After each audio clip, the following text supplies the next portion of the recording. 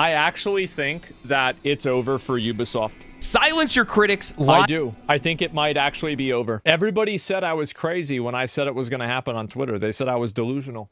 To your fans, double down on poor decisions, ignore feedback. What's that? Oh, this is a big bag of feedback. We don't need that. Isn't that Chipotle? And then virtue signal from your C-suite office. That is the Ubisoft plan for success. That's to get them right back on track. I am floored. I can't believe it. You know, everything that they've done, every action they've taken, everything that they have said has only dug their grave even deeper. At this point, they're just diving in, and honestly, I can't even really blame them. The company is being run so badly that it makes me believe that there's some sort of, like, there was like an idea, a conspiracy, that the family that owns a lot of the shares of the company is intentionally tanking it so they can buy back more of the shares at a lower price. And it's so bad that it does make me believe maybe that's what's happening. Like, this is how do you make this many mistakes in a row? You know, I had hoped that after all of the bad press surrounding Ubisoft, with the failed launch of Star Wars Outlaws, them pushing back Assassin's Creed Shadows. Well, according to the press, Star Wars Outlaws was amazing. That they would try to figure out ways to be able to trend in the right direction. And then I thought to myself, why would they do that? I mean, come on. Now we have industry analysts that are predicting that Ubisoft is going to go private and then sell off their biggest IPs. And to be honest with you, they're probably not very far off. A lot has happened with Ubisoft since we last talked about them. And at this point, their graceless downfall has turned into nothing but pure cinema. The reason why a lot of people are happy to see Ubisoft failing is because Ubisoft represents the rot that's been in gaming for years, and seeing them take an L means that gamers get a W because they have infested single-player games. Like, if you have a single-player game and it has microtransactions in it, you're like, fuck you. Like, it shouldn't be there. There's no reason. Suck a fucking dick. Absolutely not. We can talk about blue hair, SJWs, woke stuff, all you want. But at the end of the day, the real things that are fucking annoying and actually offensive, it isn't the fact that they have they, them in the game. It's the fact that they have skins and power bonuses in a single fucking player game. That's 1,000 times worse.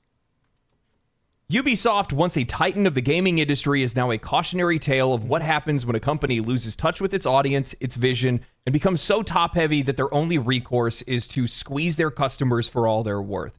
This is a story that we have chronicled before. A company plagued by scandals, internal dysfunction, and creative stagnation. In my video, The Complete and Utter Collapse of Ubisoft, we retraced all of their obsessions with their annualized franchises like Assassin's Creed, Rainbow Six, and Far Cry. Once their crown jewels, now their Achilles heel. By recycling mechanics, churning out uninspired titles, becoming increasingly more predatory with their monetization, and refusing to innovate, Ubisoft alienated their once loyal player base that could no longer stomach mediocrity. But their problems weren't just creative, they were systemic. As I pointed out in Ubisoft... I think it's creatively, too. I mean, like, these studios, this is what happened with Blizzard.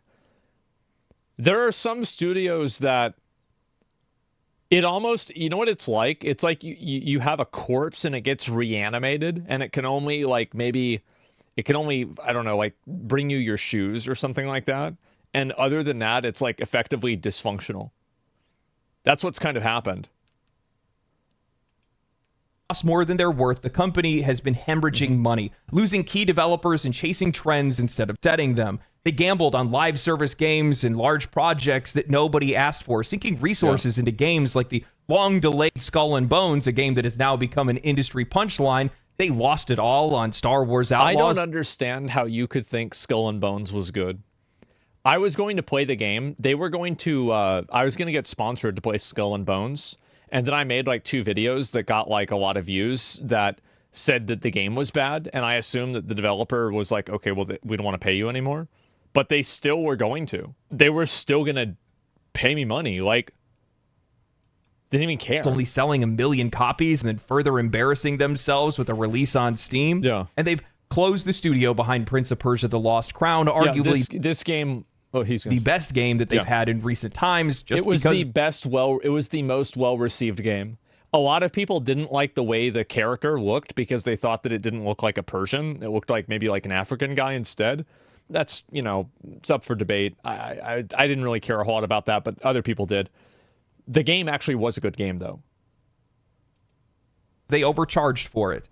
Add to that workplace scandals and allegations of toxic leadership, and it's no surprise that Ubisoft has seen waves of talent departures and plummeting investor confidence. Despite the warning signs of their games failing to reach audiences, Ubisoft seemed unwilling or unable to change. They clung to outdated design philosophies and tone-deaf marketing strategies, prioritizing shareholder appeasement over player satisfaction while accomplishing nothing. Literally nothing. And while other companies in the industry have found ways to pivot or regain their footing, Ubisoft has dug their heels in, spiraling further into irrelevance. Fast forward to today, and the cracks in the foundation have split wide open. The struggles that we've talked about... They've just got too many games they're trying to bring out, man. Like, look at Rockstar, look at From Software, look at all the good companies, look at CD Projekt Red. Like, they're not releasing 3-5 games that are AAA a year. Who the fuck does that? You're spread way too thin. About before are no longer cracks in their armor. They are gaping wounds. Yeah. Just recently, Ubisoft announced the closure of 2 studios, another devastating blow to their workforce and morale. And then there's... That means he's still getting his bonus. Ooh-hoo-hoo.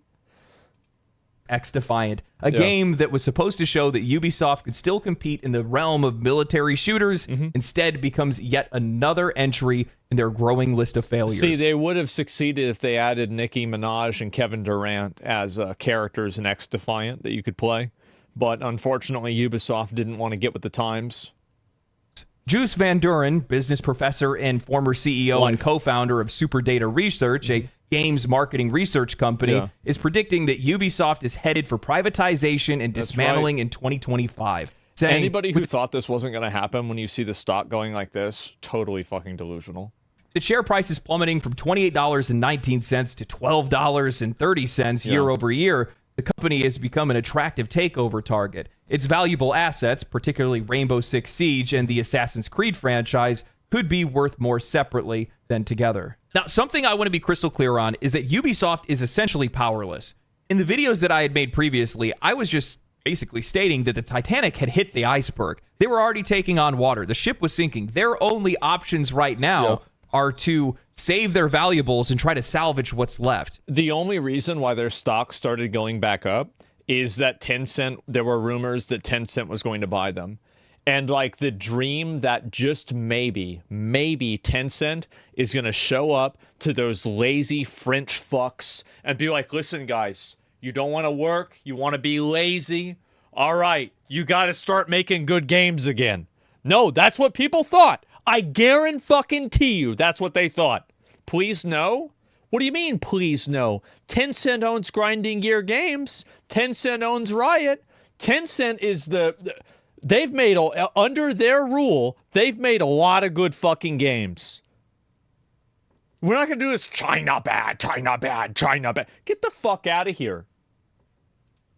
That's the position that they're in right now. You know, in a lot of cases, we talk about how difficult it is for some of these really top-heavy companies to be able to turn things around because it takes a while for them to do so. But we don't ever get to study a company that can't turn around. And that's the position that Ubisoft is in. And honestly, that's what makes this so fascinating.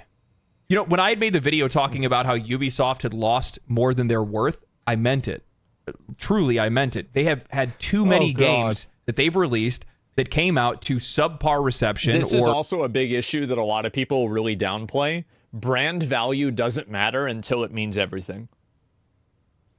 And I think that you've seen that happen with Ubisoft or Blizzard. Look at that. And like, for example, there were people that got, like, this is going to be kind of like a bit of a different thing. It's kind of emotional. So just like try to think about this abstractly. You know, like people that like got accused of like doing some kind of like creepy, weird shit with girls, and people didn't believe it because everybody knew this guy was a stand-up guy. And they're like, I'm not going to immediately believe this because I've watched this guy for a long time. I don't think that he would do that. And like, that's really the difference, right? And so like, do you think Ubisoft's IPs are too damaged? No, absolutely not. I think that if we heard that Ubisoft sold Assassin's Creed to Capcom, that would be a good day. That would be a good day. I would be happy about that day. That'd be good. Failed completely, and they spent way too much money on it. And on top of that, the company has too many employees to support. Do people even understand that this company has over 20,000 employees working for them? They are mad. Bullshit.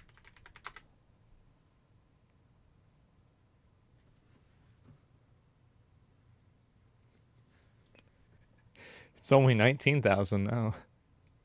No, it's 18,000. Probably by the time that this video gets uploaded, it'll be 17,000. Oh, God. Jesus. 20,000 employees? For what? Massive. When you're making as much money as they are right now, that is not enough to support that many people. Yeah. I mean, even if Assassin's Creed Shadows found success, let's say 5 million copies, that's a conventional success in gaming. That's not too bad. That would cover their development costs and marketing costs. And then outside of that, not really a whole lot else. Yeah. They would need a Baldur's Gate 3 or Elden Ring level of success. We're talking 10 plus million copies sold for them to make a profit on this game. And then even still, it's not going to cover up any of the mistakes that they've made with their other games. No, it's not. I mean, like, look at CD Projekt Red. Like, Cyberpunk, like, they had one L with Cyberpunk. Like, Witcher 3 was really, really well received. The DLC is considered some of the best DLC ever made. And then Cyberpunk comes out, it's really bad, but it improves, and people still are skeptical about CD Projekt Red. Even though, like, I bet Cyberpunk at its worst will still be better than Assassin's Creed, like Shadows, or like Star Wars Outlaws at its best. Like, think about how good Cyberpunk is now, or at least like whenever I played it. Think about how insanely fucking good that game is. And even that, people still are skeptical. Think about how long it took No Man's Sky to dig themselves out of that hole. The money that they've invested into Skull and Bones or Star Wars Outlaws or anything else for that matter. And then keep in mind that their next games to release after this are much, much further down the road. We're talking years that they're going to have to survive on that money. Assassin's Creed Shadows is not going to sell that much. No. For Ubisoft to be able to patch the hole and get to I think they could probably sell 5 million copies of Assassin's Creed Shadows. I do. I think there's a high probability of that. But the thing is, like, I don't even know if that would make the money back. If that would make the money back. 2 at best. No, like, Assassin's Creed is such a big IP, and there's going to be so much talk about the game. And also, it's set in feudal Japan, which is something that fans of Assassin's Creed have wanted for a really long time. I could still see it clearing 5 million copies.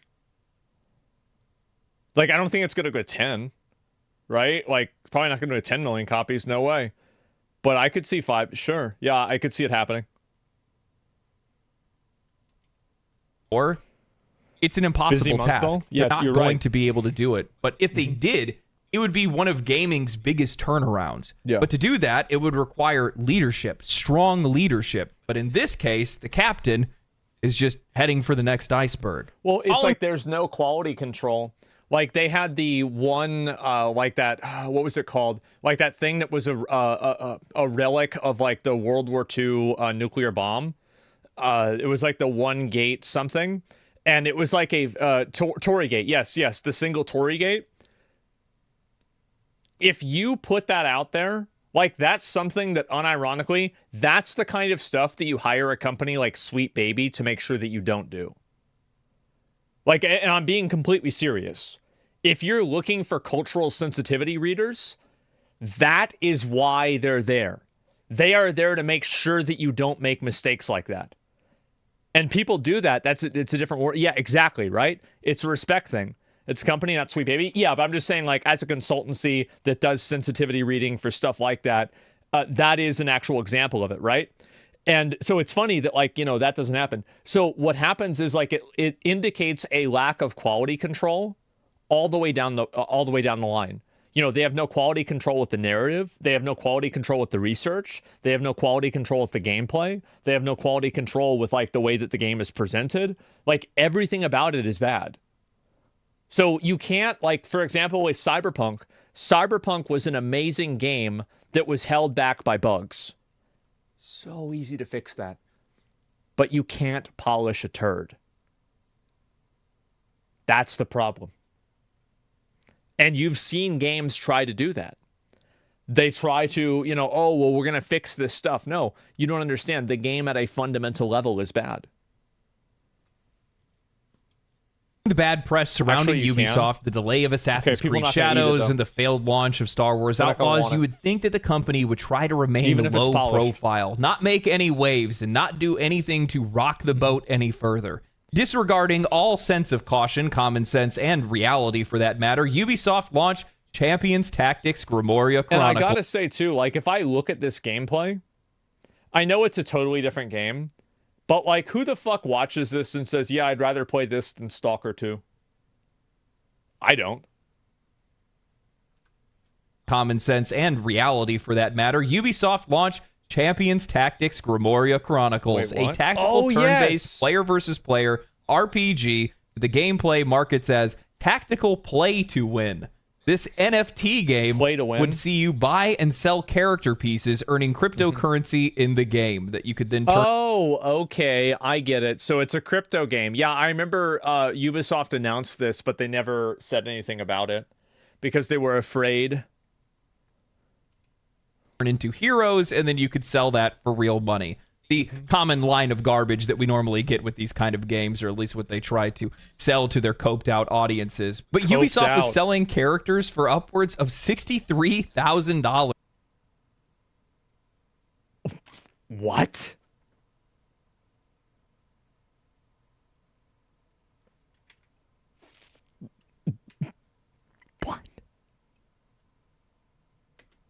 And to the dismay of many playing the game in true Ubisoft fashion, it was broken at launch with claims of cheaters and exploiters. You're telling me they couldn't even get a fake amiibo game to work? How you that's embarrassing. Ubisoft to get the lion's share of the transaction? Yeah. So my understanding is one of the reasons why companies want to add in their own currency like that is so they can profit. Like the reason why Binance and like, FTX and all of them like made a lot of money and make a lot of money. Coinbase, Cash App to an extent. The reason why they get that, how do they make that money? Transaction fees. Fucking transaction fees, man. Like back in the day, whenever I learned, because I had a friend of mine, and he went to jail for fraud. But before he went to jail for fraud, he was explaining some of this stuff to me. It was like 10 years ago. It was like 2012. I remember it was a cataclysm, right? And so he was making like over $1 million a month. And I was like, this is I should start doing this. And so then I started wanting to make my own crypto website in 2012 because I could see how much these transaction fees were. Millions, billions of fucking dollars. That's why if you look at my like my actual Asmongold Twitch channel, it says youtube.com/virtual exchange because that's what I was going to call it. And so, yeah, if I had done that, I'd probably be in jail. No, like I 100% was going to scam people. But yeah.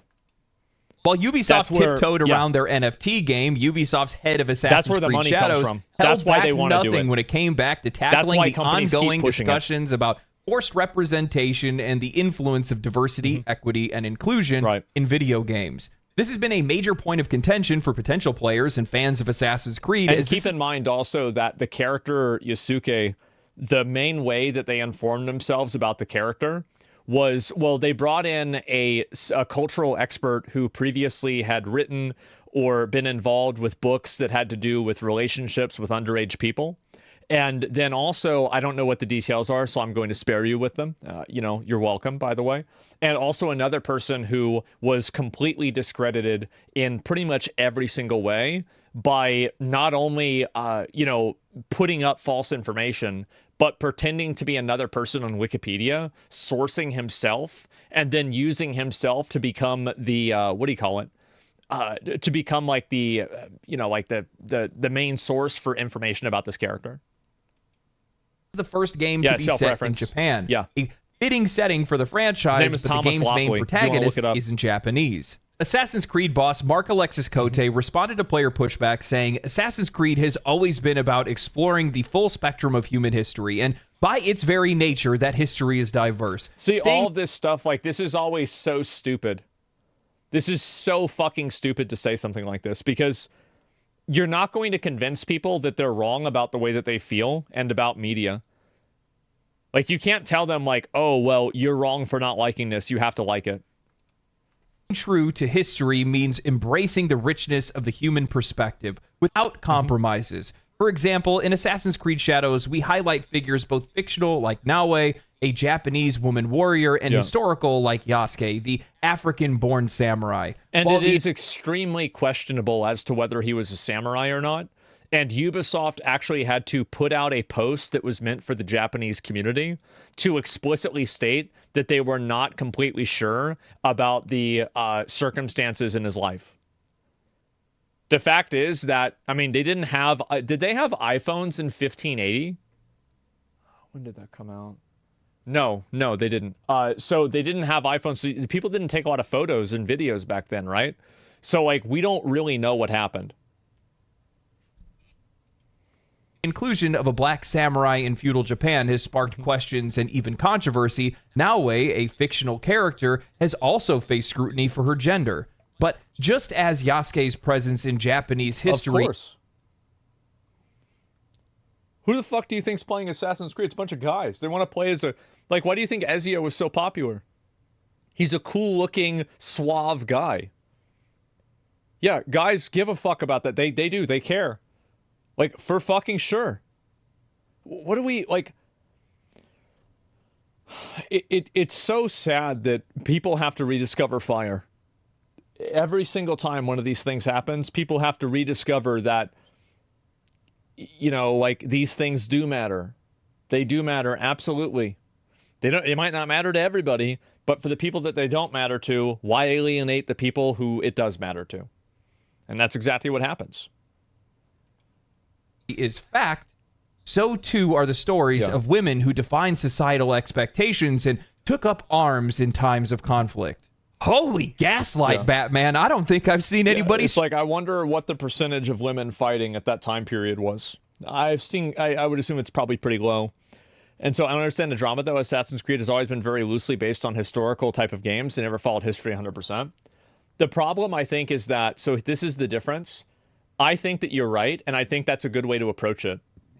Like, it's not based off of history, it's inspired by history. But I think the issue with this is that they used the authentic nature of the history of this person as an argument for why the inclusion of it is okay. So I think people felt like they were being gaslit, and that's why there was such a negative reception for it.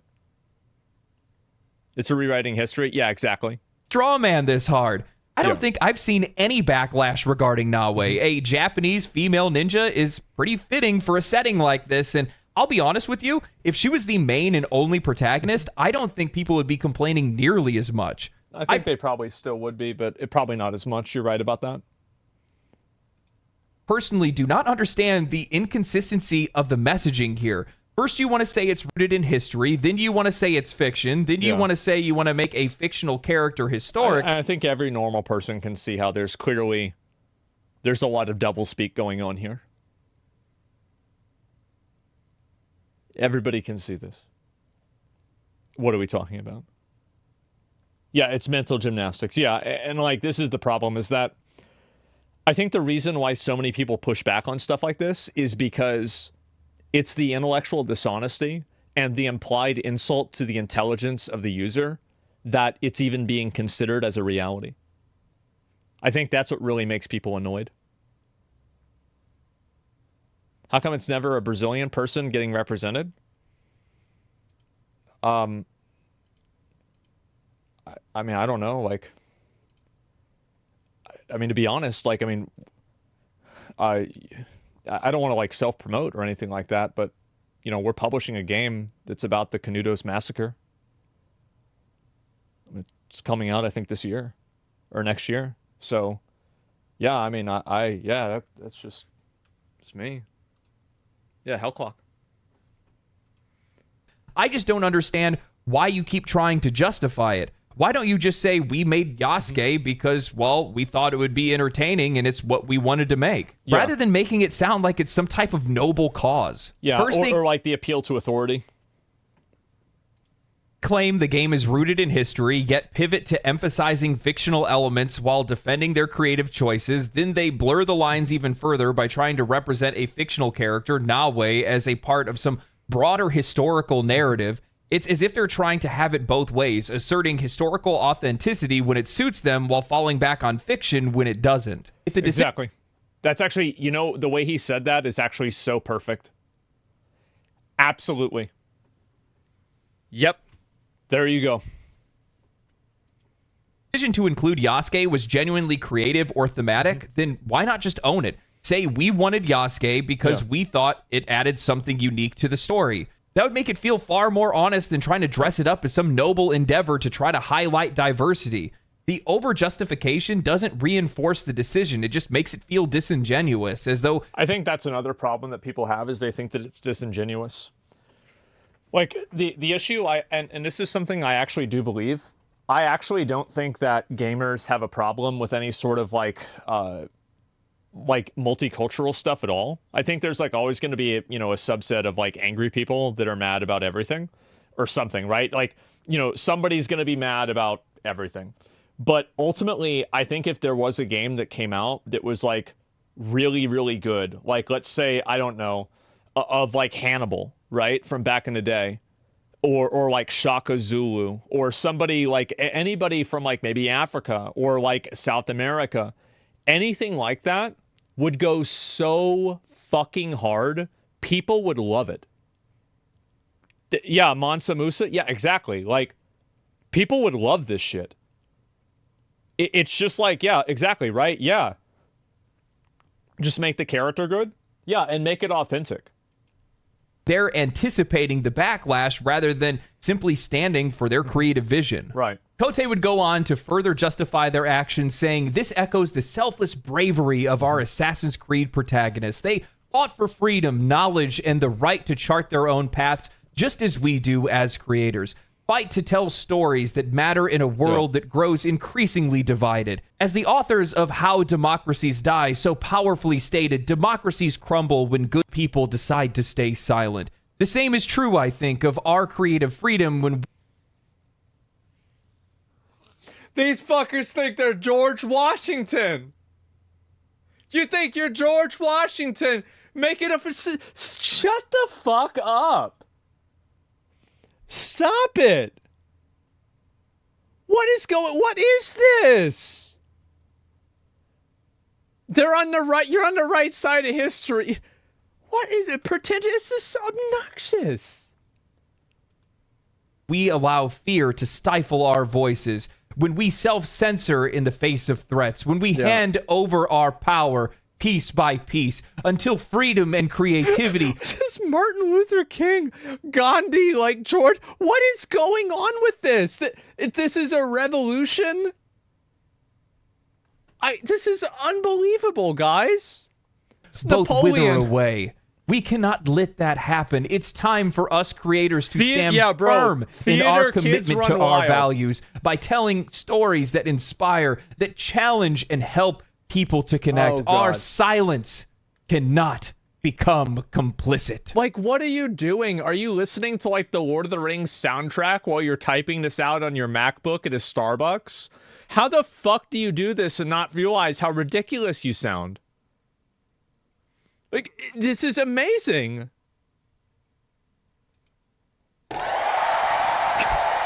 This man deserves an Emmy. I am dying here. Yeah. Please help. Kote is suggesting that criticism or backlash is akin to self-censorship, implying that questioning their creative choices is the same as threatening their freedom to create. But well, no, it is.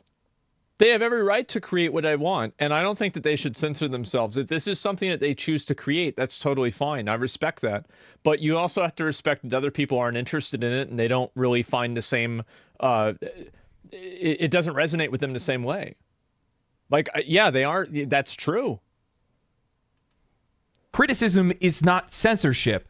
Players are pointing out inconsistencies, questioning decisions, and expressing dissatisfaction for a product that they're expected to pay for, and that's not an existential threat to your creative freedom. It's feedback. Treating critique as a form of oppression is not only disingenuous. People don't like my video game. Help, guys. I'm being oppressed. Oh my God. Wait a minute. People are disagreeing. I'm being oppressed again. Oh my God. Please make it stop. But it's actively dismissing the audience's role in this process. The invocation of how democracies die is especially egregious. It conflates real-world political and social crisis with the act of creating entertainment, making the new version of Assassin's Creed products. It's appealing to authority, using the weight of academic work to justify your inclusion of specific characters or narratives in a damn video game. Outrageous. Yes. But the game is not democracy. Theater kids need to be stopped. Pretentious theater kids that nobody likes, we need to stop these people. Nor is it a battleground for your lofty ideals. It is a product designed for entertainment and for sale. And that's where the root of player concerns are right now. This is a product designed to be purchased for entertainment, and this is what you want to use it for. And then when we find out that this game is reportedly being worked on by a staff comprised of people who nearly half of them have never even made a game before, with... You don't have to tell me that. I already knew it.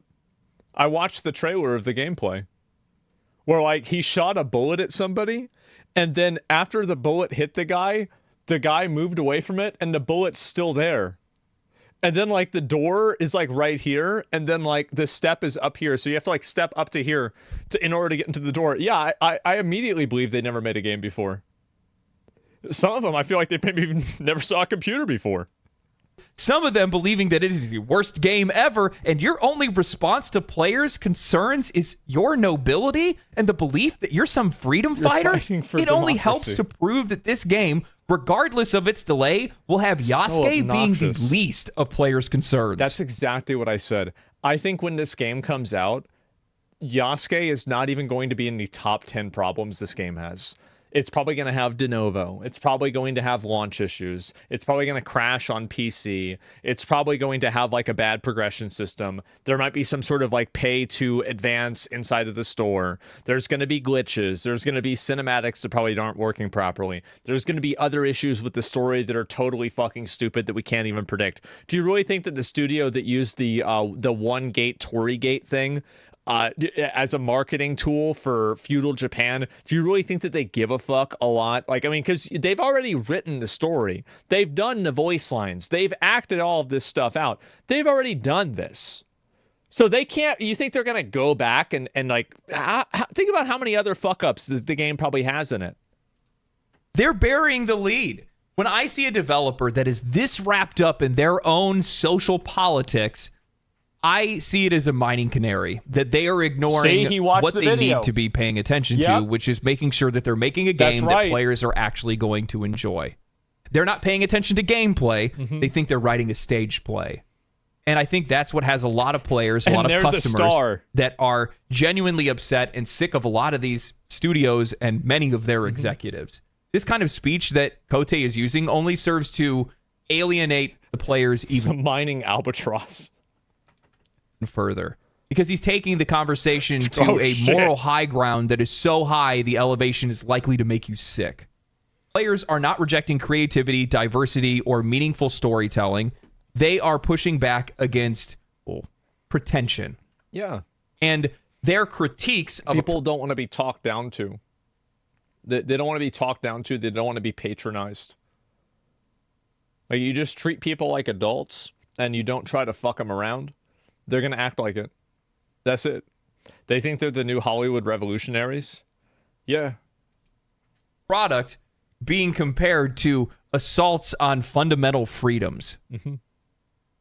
I think that's the most frustrating part about all of this, is that it's so easy to see that community concerns, player concerns, customer concerns are being purposefully ignored. This is patented intellectual dishonesty. And because of that, the players and the customers feel disrespected. It's oppression. And this is just a piece of advice that I'm going to give, but when players feel that way, they're not going to buy your games. I don't think that I've ever seen a company so thoroughly and completely gaslight themselves as much as Ubisoft. This is the reason why I think the companies that have this type of like ideology, this is why I think they're never going to be able to get away from it. It's because they're so wrapped up in the moral goodness of what they're doing, they can't see reality at all, and they're so radicalized that they can't accurately process what's happening. Yeah, they can't escape it. Exactly.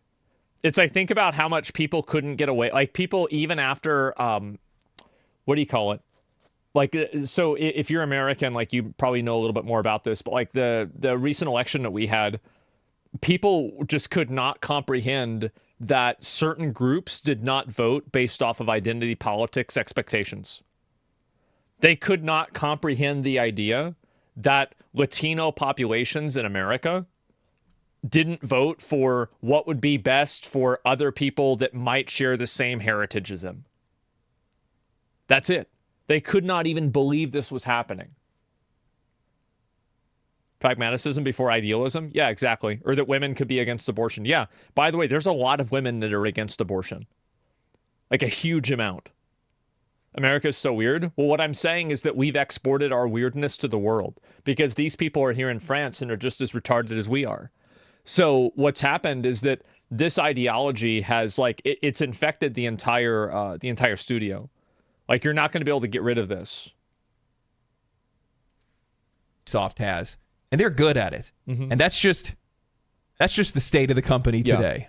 Now, following the abysmal launch of Star Wars Outlaws, the game reportedly only captured 1 million copies sold. In an act of self-inflicted financial devastation, the company has chose to stay true to its plans to continue to support the game with more updates. They're going to have to kick us out the door. Well, I guess that's what they're going to have to do. And changes. In an interview with Games Radar, Julian Garrity, the creative director, said, "I'm a little disappointed with the Metacritic. Recognition from the critics is very important to us, but..." Why? You're stupid if you think recognition from critics matters. You don't even understand what you're doing. Your goal is to sell a product to an audience. It's not to sell it to critics. So, what are you thinking? I do think that players are really connecting with what we did. We had a very then why are players rating it lower than critics?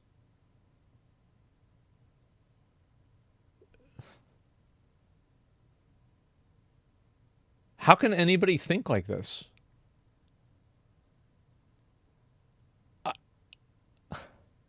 How is this possible?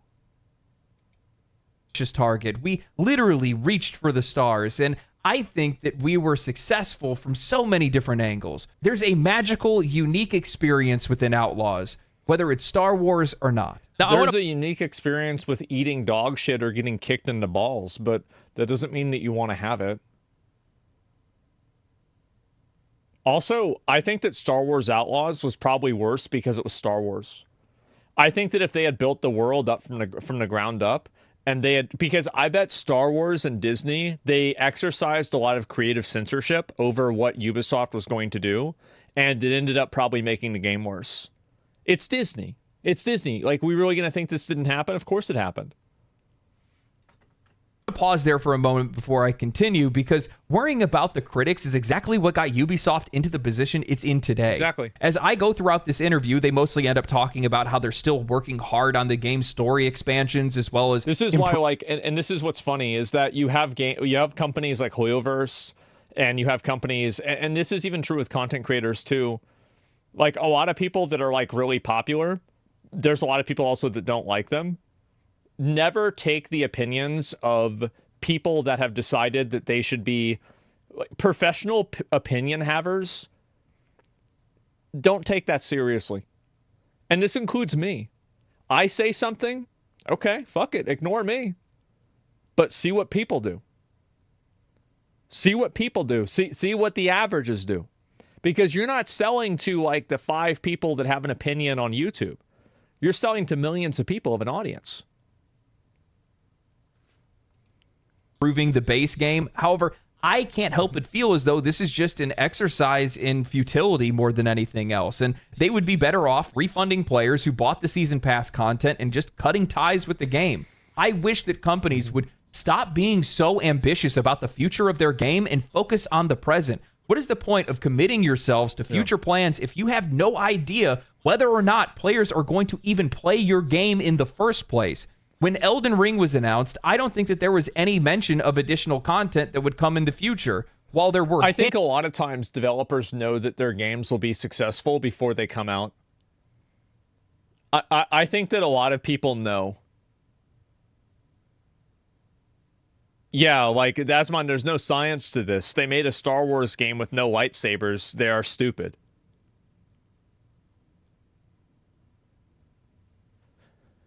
Yeah, pretty much. Yeah.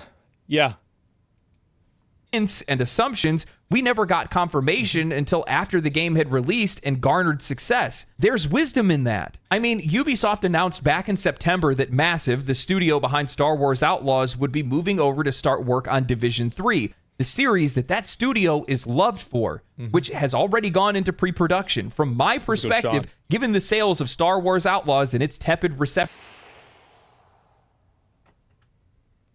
Ooh, that's bad. That's real bad. When it released on Steam, wouldn't it be a better idea to go all hands on deck with an IP that you know players want and you know that studio has the most experience with? It just doesn't make any sense, not from a customer perspective or from a business perspective. However, lately, Ubisoft isn't known for having the brightest ideas. I mean, there's also a big issue with like any sort of like cultural or like social stuff that's being put into a game. The problem is that you have a culture of toxic positivity that shuts down any honest conversation about whether it's going to improve the game or make players like the game or not. Because like if somebody thinks that it's a good idea to add in, let's say, a character that is like, has like a normative sexual identity, right? Like, transsexual or anything like that. Think about like if you're working at a company that has a lot of people that want to do that. Do you want to say that, oh, I don't think this is going to be good for the game and it's going to alienate people and it's going to make gamers get mad? Do you want to be the person who's transphobic? Do you want to be the person that gets sent to HR and maybe gets fired for, like daring to question this? Absolutely not. So these people aren't going to speak out against this that work at the company because they're afraid of getting in trouble. So you have a situation where it creates a chilling effect at the company. Everybody can push it, but nobody can stop it. It's the same as pronouns or anything else.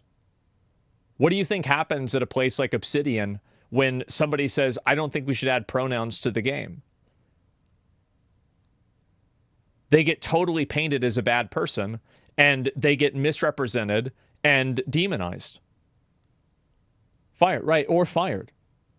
So that's also another big issue. Convince themselves that Skull and Bones is a worthwhile investment, and they are telling players in the media that they will turn it around in the next season. Which, now that I think about it, that sounds oddly familiar. Ubisoft coming out to reassure players and the industry. To be fair, every live service game that fails says that. That contrary to popular belief, one of their games is Pass. Actually healthy and has a bright future. Oh, wait, that's right. X-Defiant. Just a few months ago, Mark Rubin, the head of X-Defiant, wrote a blog post and a summary of their year one roadmap for the game. And in it, he took the time to take on Insider Gaming's claims that the game was living on borrowed time. Rubin had said, I just want to quickly address the status of the game, i.e., is the game dying? No, the game is absolutely not dying. We know that there are things we need to improve, like... Why is it like that they don't have any PR there? Because, like, if I was an executive working at Ubisoft, I would say, hey, guys, we don't want to comment on the nature of, like, the status of the game, whether it's dying or not, because we don't want to draw attention to it, and it's just going to be bad for the brand. They, like, and this is what I was saying before about it being a systemic problem. Because, like, as an executive, like, there's a good chance, here's the thing. there's a good chance Mark Rubin didn't even know that it was going to be shut down. He might have found out that it was going to be shut down maybe a week before it was shut down. There's a good chance that he was telling the truth to the best that he understood it. But when you do an interview with somebody like this and you work at a big company, you go through media training. And so if you have media training for people to ask you about this game that has a very rocky start and there's like a rocky like kind of reception of the game, they should have told him not to even comment on this. You see kind of what I'm saying, right? Like it makes them look very bad. And they could have easily explained it. The executives could have easily explained it as like, yeah, just don't talk about this issue. It's just to attract potential new players. Yeah, but like, I bet they probably should have.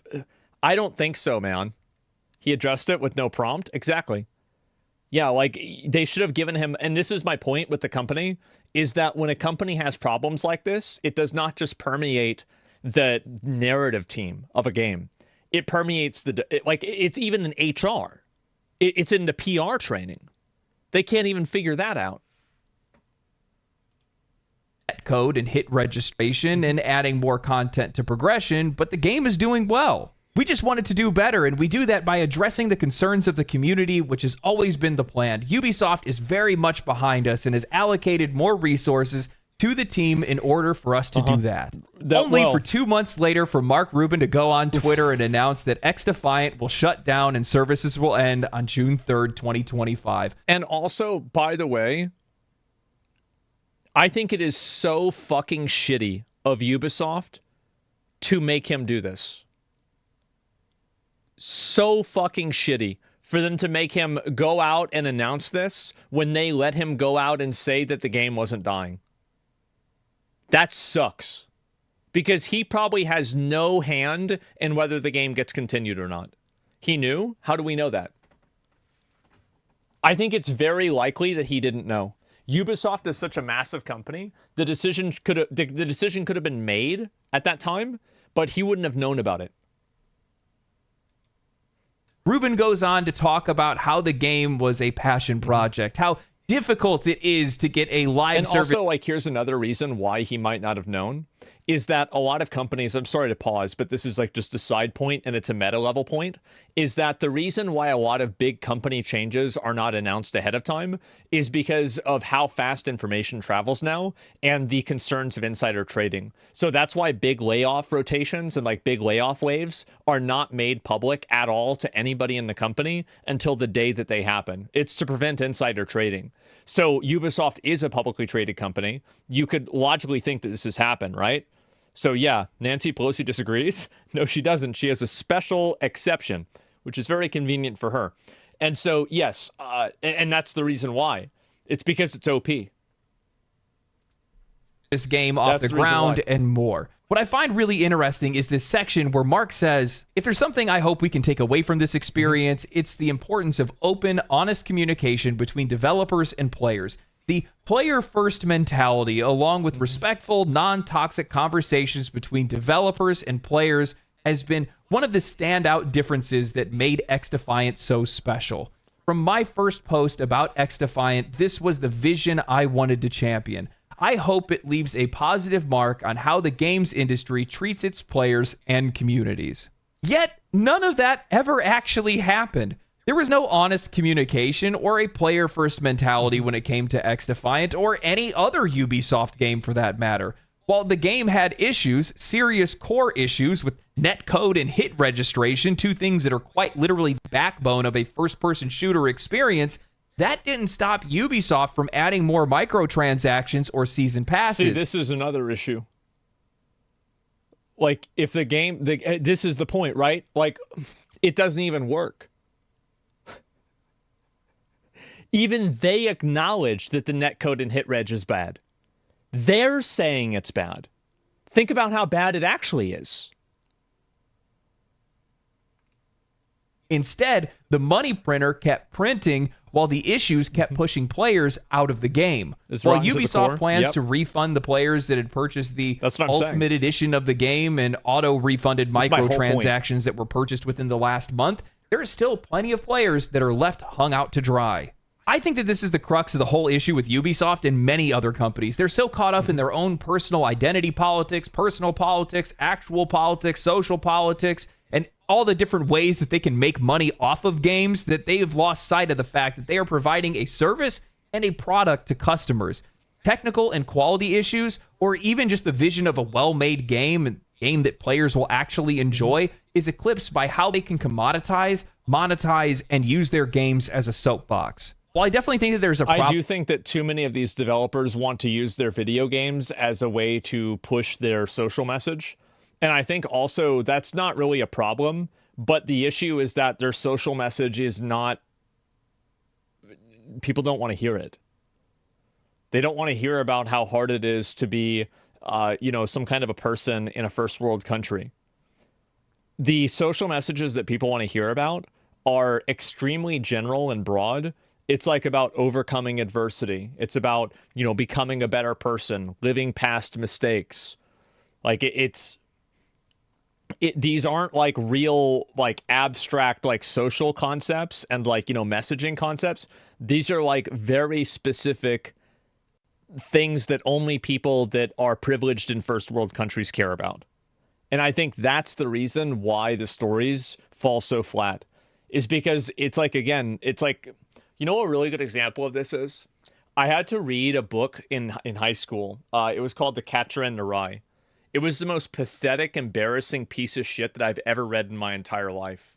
And the reason why I hated it is because the person, I think his name is like Holden Caulfield or something, he was the kind of person who had no problems in his real life, and he invented problems because he was bored.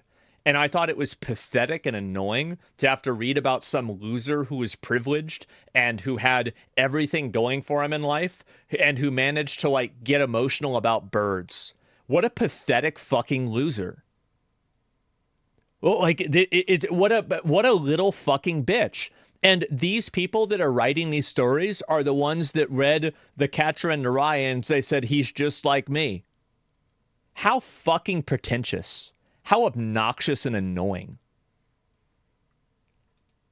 With egos within the industry. I think that this mentality with a lot of these companies is born from the fact that they're publicly traded. They have fiduciary responsibilities. They need to make money for their investors. But I also think that it's a symptom of a much larger issue. Mm-hmm. Too much investment and too much inorganic growth. Is what we need. Many of the biggest publishers and studios in the industry are now incentivized. True. Imagine teaching students about Holden Caulfield and fucking The Catcher in the Rye and not Animal Farm.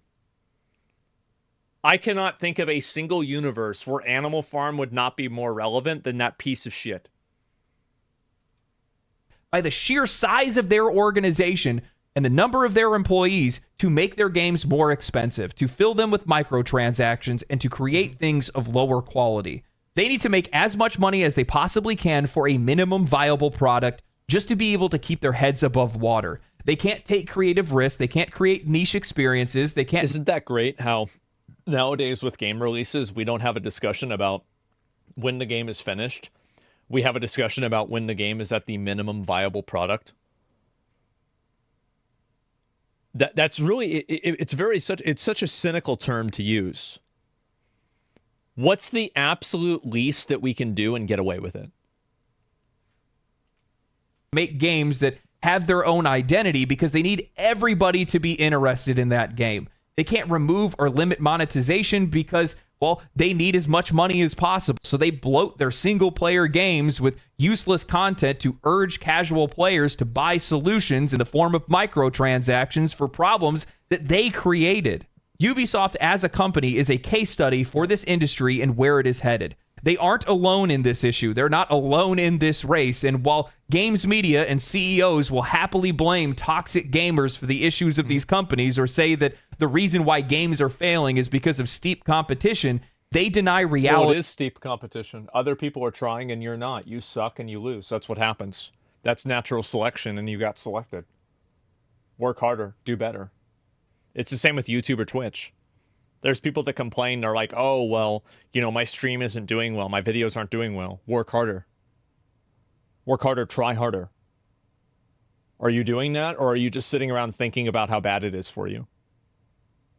Winners win and losers lose. You're right. There it is. The same as Ubisoft. Your games are boring, they're buggy, repetitive, and too expensive. We don't need you, but you need us. And that becomes more apparent by the day as we see more games fail and more studios close. Remember who you're working for, or you might not be working much longer.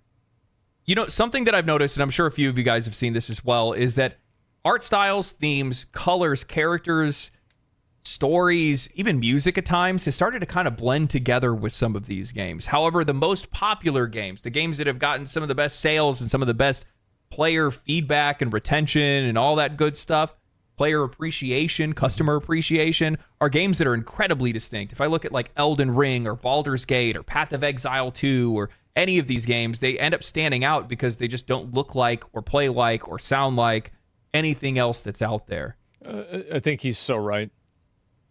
Like, playing Cyberpunk was a transcendent experience. The vocabulary is unique. The gameplay is good. The graphics are amazing. Like, absolutely. You didn't finish it? Yeah, I know that. I thank you. I forgot about that for 5 minutes. And like Elden Ring is the same thing. Like, with a lot of these really good games, everything about them is insanely good. But if I take a game just as an example, like Dragon Age, and I rip off the EA and the BioWare logo, and then you tell me who made that game, Epic, Activision, I don't know. Well, if you can't tell what's happening during combat, Blizzard probably made it. Like, they all start to look the same after a while. If the game has a lot of loading screens, Bethesda made it. Let's see. What are some other ones? Oh, if it's single player and there are microtransactions, it's either a gacha game or Ubisoft made it. I think it's because they're all just chasing each other's tails. That's really all it ends up being. They look to see what the other big company is doing, and they say, oh, we're going to do that too. And that's their big, great idea that they, bring forth to their boards. In the pursuit of growing, they lost their identity. And if you die after killing a boss, Grinding Gear Games made it.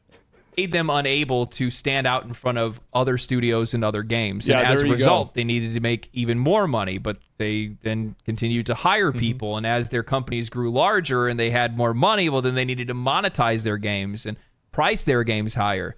So what are you left with? You're left with overpriced, overmonetized, and boring games that fail to stand out amongst the rest of the competition in the market right now. That's why games are failing. That's why you're not making any money. That's why the games that you're putting out aren't finding an audience, because there's other games that stand out much better, are much more original, and value our time and money in a way that it's also the narrative for the games are bad too. Like, I mean, I think Dragon Age could have been better if they spent more time on the narrative. But like, if you look at the narrative difference between Metaphor and Dragon Age or Cyberpunk and Dragon Age, it's just a night and day difference. Like, if you look at, for example, the narrative difference between, like, I bet probably the most recent, like, Ubisoft slop, like, shooter game, and you compare that to, like, Stalker 2, it's not even it's not even the same thing. Don't anymore. And it's also because you can't, because it really does come down to just how big these companies are. Yeah. They don't have time to think about what the customer needs. They can only think about what they need right now. And fact of the matter is, you just don't have what it takes to be able to compete in a creative industry anymore, because this cold corporate approach just doesn't work here. Simple as that. You're selling products based on people's wants, not their needs. You can't just do anything you want to what you're selling to us. That's just not how this works. Yeah. Sorry. This is another big problem, is that people believe that the moral superiority of their worldview causes them to override market concerns and market preferences. It doesn't matter how right you think you are. That's still not going to make somebody buy your game. You're not going to, like, guilt trip or emotionally blackmail somebody into spending $70 on slop. Ubisoft has taken too many L's. They've had too many games that have failed, and they don't have enough games to give a positive outlook, not only for their investors, but just in general for keeping the company afloat, keeping your employees paid. Because if we actually sit back and look at every single game that they've failed on and how much those games cost them, well, that's all going on the background against any of the games that actually have succeeded, which is basically none for quite a while now outside of Valhalla. And that was back in, was like 2018, 2020 or 2019, something right around there. It's been a few years since then, and it's not enough money to float all of the poor decisions that they've made. Nor is, what is it called? Rainbow Six. Rainbow Six isn't making enough money to be able to keep the entire company afloat. I brought it up earlier in the video. They have over 20,000 employees. They have offices all around the world. And even though people are in games, 20,000 employees to make a video, like 20,000 people. You know what I bet probably is going on? I bet their project management, leadership, and executive teams are spread way too thin. Because they probably overhired a lot of people that like actually make the game. And then the from the top leadership is probably, that's probably what's really spread thin. Yeah, 1,700 marketing. Yeah, exactly, right? And I think fire them all. Well, it's basically like, I could easily see they probably don't have enough people to like really focus on one thing specifically. Media are like, they've laid off 300 employees. Wait, what? And it's just like, they have 20,000. Like, how are you paying for that? No wonder your investors are leaving. They're like, there's just no way that this company's going to be able to backpedal out of this. Their only choice, literally, their only choice is to go private and then sell their IPs. So that's, I'm saying their only choice. I'm saying the owners. That's the only thing the owners can do to be able to make money for themselves, because honestly, that's likely the road that they're going to end up wanting to take. I would imagine that Tencent is probably on the opposite side of that, where they don't want the company to shut down. They want to keep it up. They want to keep the employees there because Tencent will sort them out so fast. They're just going to go in there and they're going to solve the problem. Like, they're going to be the guy, it's like he's talking about like democracy, about like, speaking out, and silence as being complicit. They send him to a re-education camp, problem solved. Then they bring somebody else in whose idea is to, we're going to make Assassin's Creed game. It's going to be a new game. It's going to be set in, wherever the fuck. And it's just going to be good. And that's it. Problem solved. Yep. We're not going to like Tencent's solution, though. I like their solution with PoE 2. I like their solutions with Riot. I like the solution with Larian, with From Software. I think they know what the fuck they're doing. I think they're a massive, like top 10 almost in the world, billion-dollar company. These people aren't stupid. Like they don't they own Game Science that made Black Myth Wukong. League is cooked right now? Maybe, right? I played Valorant. I thought Valorant was really good. Billionaires scare me. Okay, well, I mean, I've got bad news for you about the owners of Ubisoft. They want to make the games. They probably think that they could do a better job at getting the company to produce at the level it should be producing at. Yeah. I mean, take that however you want. I know people have a lot of thoughts on Tencent. I get it. I'm not really a huge fan of corporate takeovers, but to be honest with you, a lot of the companies that Tencent has... I'm not about corporate takeovers or not. I'm about change. I think that at a certain point, if people are celebrating and your stock goes up because a massive Chinese company that has a total different value structure and is going to totally buy you out in a Western market, I think that if you've gotten to the point where that increases your stock value, you should ask yourself why. Main reason Tencent is good is because CCP is anti-woke. The main reason why Tencent is good is because they know how, like, a lot of the best, like, because I've had to deal with investors and stuff like this before. One thing that I've noticed with all of the smartest ones is that they know what they don't know. They're not going to try and sit there and make creative decisions for you. They're not going to try to go and tell you and micromanage every single little thing that you add into the game. They look at the big picture. They say, this seems to be a problem, and they fix it. And then they get the fuck out of your way, because think about it from their perspective. Do they want to have to micromanage you and tell you what to do and be on calls with you all the time and like, oh, well, you need to do this? Do they want to be no, they don't want to do that. They want to fucking just do whatever the hell they want to, I don't know, like play video games themselves. Yeah, they want you to make money, exactly. Yeah, they want to fuck off and play golf, exactly. They don't want, I think, yeah, why would they want to micromanage? I don't know. This is just ridiculous. I can only predict that there will be more videos at one point in time. I'm not sitting here trying to like farm these guys every single day. I don't really want to do that. I just wait until there's enough to talk about. This is more than I thought I was going to end up having to talk about. Pure cinema. This is too good. Good eating, my friends. It is good. Anyway, I hope you guys enjoyed the video. If you guys did enjoy the video, like the video, subscribe to the channel. You guys can follow me on Twitch if you want to see me rant about video games or die in Path of Exile 2. Outside of that, stay cool, stay righteous, stay safe. I'll catch you guys in the next one. Yep, there it is. No, I think everything you said was right. And I feel like also Tencent, like, my opinion is that they've, like, every time that I think a big company, like, especially, I think there's a degree of, you know, like, kind of like, I don't know what to say. I don't think it's really racism. You know, I don't know what you call it, like, ethnic, like, anxiety, maybe, whenever people think that, like, there's a bunch of Eastern influences taking over video games. But, like, I really don't think that's the case because, like, as far as I know, Nintendo... I don't think they're in America. And I think that we all grew up on Nintendo.